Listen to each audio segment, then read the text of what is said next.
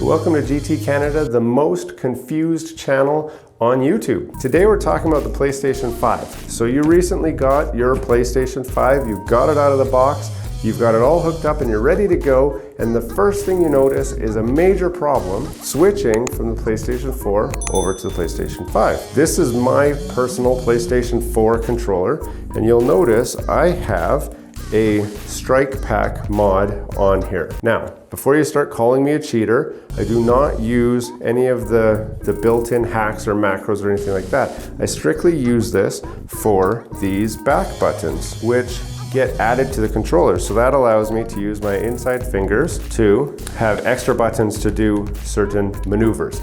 I usually just play like Warzone or other Call of Duty first-person shooter games, so I find having these extra buttons comes in really handy. Currently, that's not an issue because on the PlayStation 5, you can download the PlayStation 4 version of Warzone, and when you're in PlayStation 4 mode, you can plug in your PlayStation 4 controller the same way to your PlayStation 5. That allows you to use your PlayStation 4 controller with mods. So this Strike Pack mod does work with your PlayStation 5 on any games that are running in PlayStation 4 mode. But those of you who like playing Fortnite, you're gonna have a problem because Fortnite was actually updated to be a PlayStation 5 game, which means when you load the game up, it will force you to use the DualSense controller.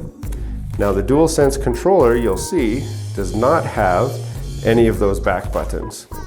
So currently, there are no back button options available to work on your DualSense. So some people have asked, can't I just take off my Strike Pack from my PlayStation 4 controller and stick it on my PlayStation 5? Well, not really. It doesn't fit, first of all, but also, the port on here is a micro USB port, and the port on your controller, on your new controller, is a USB-C. So they don't plug in anyway. I have tried with an adapter, a micro USB to USB-C adapter, and when I plug it into the PlayStation 5 controller, the DualSense controller, it doesn't recognize it, it doesn't do anything. So that's a no-go. So currently, there's only a couple options that you have. The first option would be to go onto eBay or to search for local modders, and what they are doing is opening up the DualSense controller and drilling holes and adding little buttons inside here and then soldering it straight onto the circuit board. You could do that if you are handy with electronics or that sort of thing.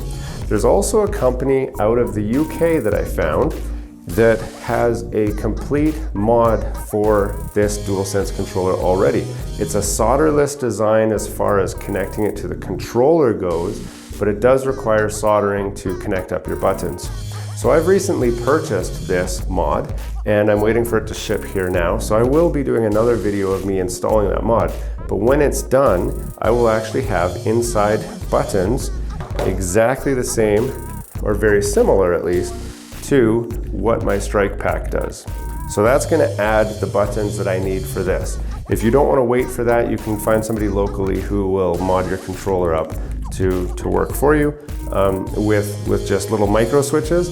But the kit that I got, the thing I like about it is it connects right to the board without any soldering, and they have little 3D printed wings, and you can pick the style you want. So if you like the scuff controller better, then they've got ones that you can screw in that are a scuff style. If you like the Strike Pack style, you can get buttons that are similar to those. Or if you like the official PlayStation 4 back button mod, they do have buttons that work like that you can attach to this as well. You have to disassemble the controller and solder it in, but currently that is the only option you have if you are using a DualSense controller with your PlayStation 5 for any of the games that you're playing, is to do an actual modification to the controller. You gotta remember, we're late in the game with the PlayStation 4, and these mods have only come out within the last few years. So it might take a year or two or more before something comes out for the PlayStation 5. So for now, this is your only option. If you have the PlayStation 4 version of the game, you can always run your PlayStation 4 controller with whatever mods you already have on that. So that's also an option, but those are really the two options that you've got right now. So I hope you found this video useful. We've got a lot of other great videos right over here that will show you different things you can do with your PlayStation 5. And don't forget to check out some of our automotive focus videos as well. There's a lot of entertaining content there. But until next time, have a great day.